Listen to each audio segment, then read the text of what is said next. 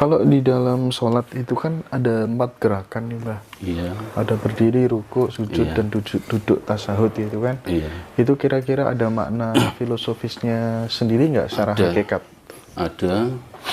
Gimana, Mbah? Sholat itu untuk menghadap Allah. Mm-mm. Sholat itu sifat. Sholat itu sifat. Ke Allah itu sifat. Jadi orang sholat itu orang yang bisa menanyai dirinya sifatnya ke Allah. Kalau Nabi Muhammad bersabda, al-ulama warasatul anbiya. Yang dinamakan ulama itu orang-orang yang mewarisi kelakuan para nabi. Di situ tidak satu tapi para nabi. Semua nabi bisa ditiru untuk menghadap Allah. Cara sholatnya Nabi Adam itu hanya dengan berdiri. Di situ nggak ada baca-baca, tapi niatnya hidupnya untuk Allah. Kalau Nabi Nuh sholatnya dengan duduk tahiyat. Oh, sholatnya Nabi Nuh dengan duduk Tahiyat. Di situ pun menyerahkan hidupnya pada Allah. Kalau Nabi Menghadap Allah. Kalau Nabi Ibrahim itu sujud. Itu pun untuk menyerahkan hidupnya pada Allah. Kalau Nabi Isa rukuk. Jadi mulai berdiri sampai sujud, yang saya jadikan kelakuan untuk saya. Di saat berdiri, di saat saya jaya, kaya raya, senangnya luar biasa diberi kesenangan Allah, sadar itu Allah yang memberikan, tidak membuat saya lupa pada Allah. Di saat saya terpuruk sujud, jatuh ke tanah, sadar yang mendeki saya jatuh Allah, tidak akan saya buat jauh ke Allah. Itulah filosofi sholat yang sudah menjadi kelakuan untuk saya. sebenarnya yang akan membuat orang masuk surga atau enggak itu agama atau kelakuan, Mbah? Kelakuan. Kelakuan ya. Kelakuan. Berarti agamamu apapun agamanya, los ya, bebas ya. Bisa. Yang penting kelakuannya sama orang Kelakuannya baik. untuk Allah, sadar. Kelakuannya untuk yang, kalau Hindu Sang Hyang Widi, kalau kejawen Sing Maha Kuwasa, kalau yang gaduh-gaduh campur-campur Islam kejawen Allah. Berarti kita di dalam Islam disuruh puasa, disuruh zakat, disuruh sholat, semuanya itu sebenarnya tujuannya untuk latihan supaya kita berperilaku baik kepada sesama atau bagaimana? Di situ ayatnya as-sholatu lidzikri. Nanti sholat itu untuk berzikir. Zikir itu untuk apa? Untuk menghadap Allah.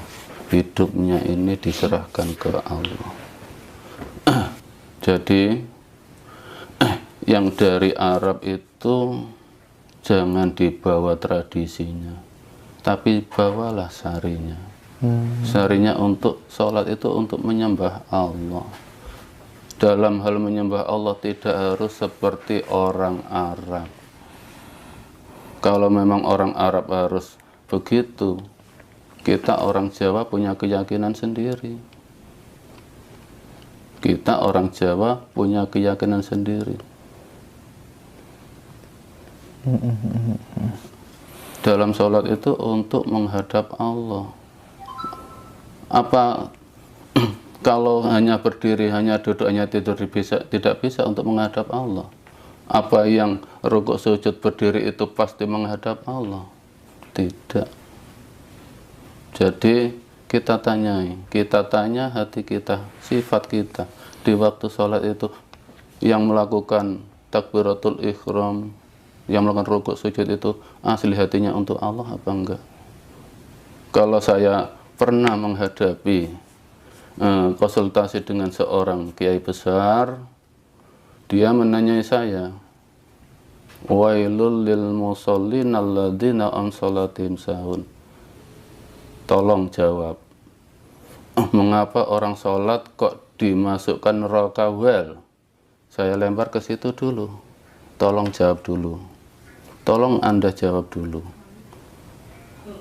Nah, menurut dia, orang yang sholat masuk neraka well itu sholatnya yang sak kobre, arang-arang. Kober sholat, gak kober gak sholat. Nah, saya jawab kalau versi saya, wailul lil musallin. Lil musallin, musallin itu pasti orang itu sholatnya nggak pernah godang. Tapi mengapa dimasukkan neraka? Karena dia itu alladzina an sholatim sahun, di dalam sholat itu lupa, tidak menghadap Allah. Bah gini, saya meyakini ya bahwa ketika seseorang itu levelnya sudah tinggi ya, entah itu level spiritual atau level beragama, maka dia tidak akan pernah membenci siapapun.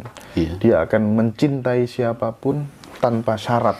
Iya, betul. Mencintai siapapun tanpa syarat. Betul. Apakah itu sebagai perwujudan bahwa sesungguhnya orang itu sudah bisa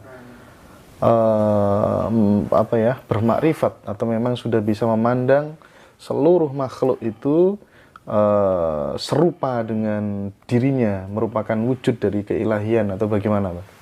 Kalau versi saya, ya nggak ada urusan sama marifat. Ini saya katakan lagi, Al-Quran itu bahasa sifat.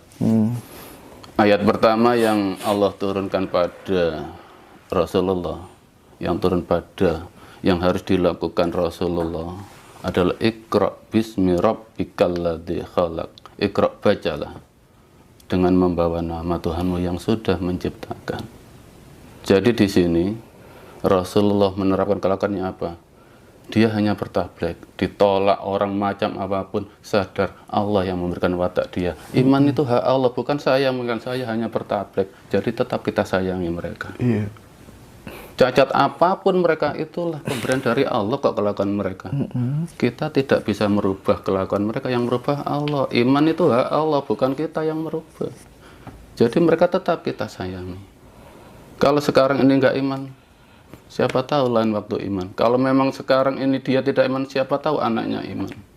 Tetap kita hormati pendapat mereka, keyakinan mereka, kita hormati. Mereka tidak harus yakin seperti kita. Kita hanya mengajak ke Allah. Kalau ditolak, ya silahkan. Allah aja sifatnya berkehendak, bukan memerintah. Kalau Allah memerintah, sifatnya manusia. Contoh, kru emas, ya emas perintah untuk mendapatkan gaji. Kalau Allah sifatnya memerintah, kalau tidak patuh, mengapa mereka masih diberi makan? Berhubung berkehendak, tetap mereka diberi hidup, diberi rezeki, diberikan mobil, walaupun nggak iman.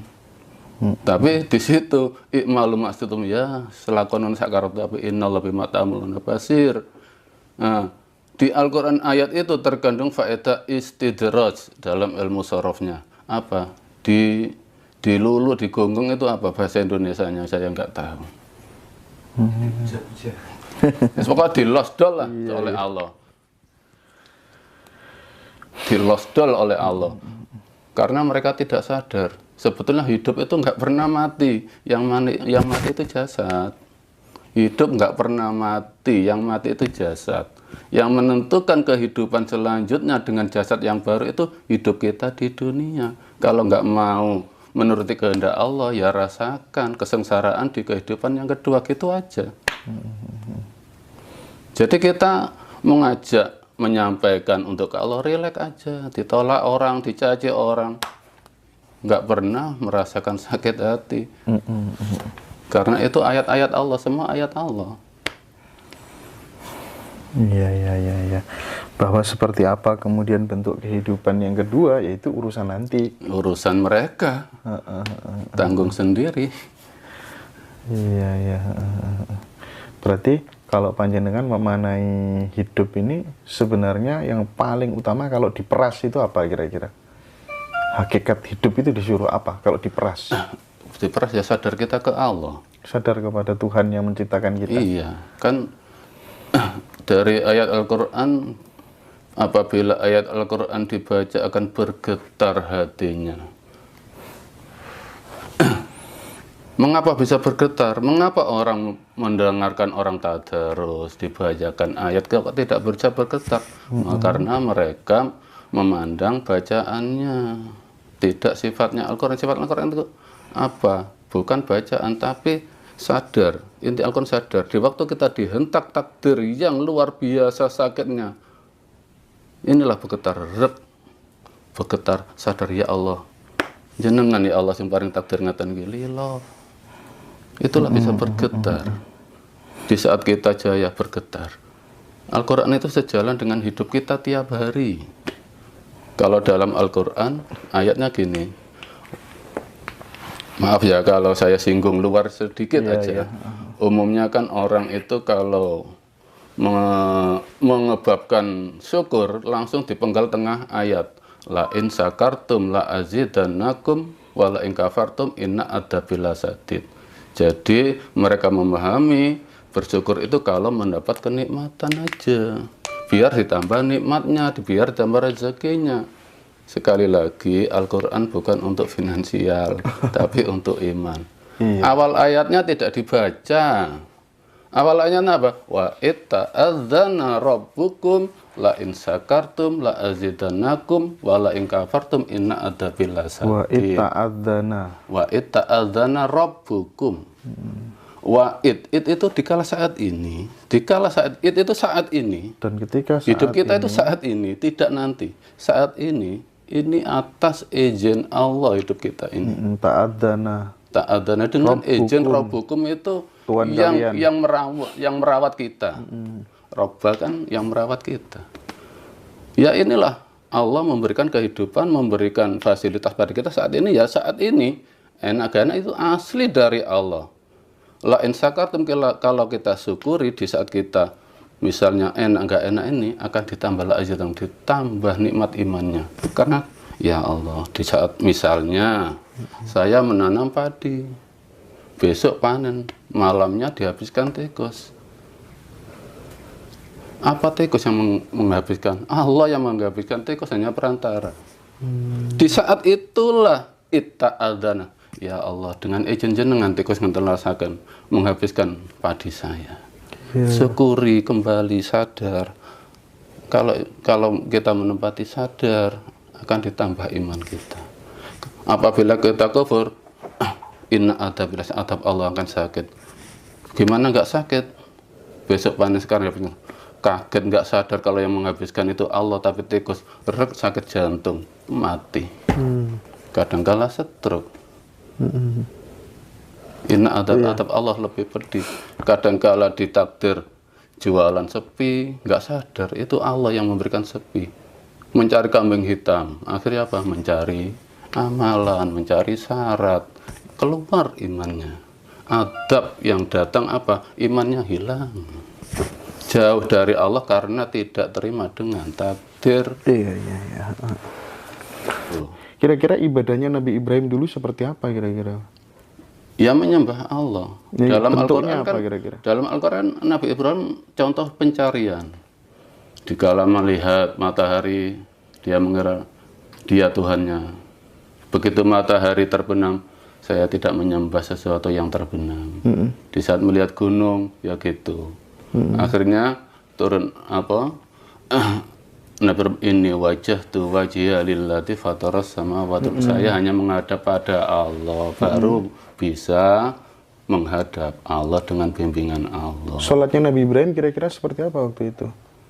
Kalau sholatnya Nabi Ibrahim itu dengan bersujud, hanya bersujud. Bersujud ya? Iya. Bersujud. Tapi kan kadang tidak masuk akal ya jika kemudian Rasulullah menyepi, padahal itu adalah fase di mana kemudian ada anugerah yang sangat luar biasa yang diturunkan kepada seluruh umatnya, dan itu kemudian dianggap sebagai sesuatu hal yang tidak bisa ditiru gitu kan, tidak masuk di akal kadang, Pak. Ya bisa ditiru, tapi alangkah baiknya yang ditiru itu setelah Rasulullah sempurna menjadi Rasul. Rasulullah sempurna menjadi Rasul itu setelah mendapatkan wahyu. Sebelum menjadi wahyu, belum menjadi utusan. Masih orang biasa. Masih orang biasa ya. Namanya belum utusan. Iya. Oke. Disahkan oleh Tuhan menjadi Rasul itu kan, kalau tidak karena budi pekerti dan perilaku-perilaku yang layak ditiru kan ya nggak mungkin orang bisa dipilih jadi kekasihnya Allah. Rasulullah itu hanya jalan keluarnya Al-Quran, contoh manusia yang melakukan Al-Quran. Makanya di usia 8 tahun dia dibersihkan oleh Allah melalui malaikat Jibril untuk menerima kemurnian Al-Quran. Di usia 40 itulah Rasulullah mulai menghadap Allah dengan kemurniannya. Kita tiru kemurnian Rasulullah. Rasulullah tidak pernah bersandar selain Allah. Kita tiru tauhidnya. Kita tiru Rasulullah menyembah ke Allahnya dalam kelakuannya, hatinya.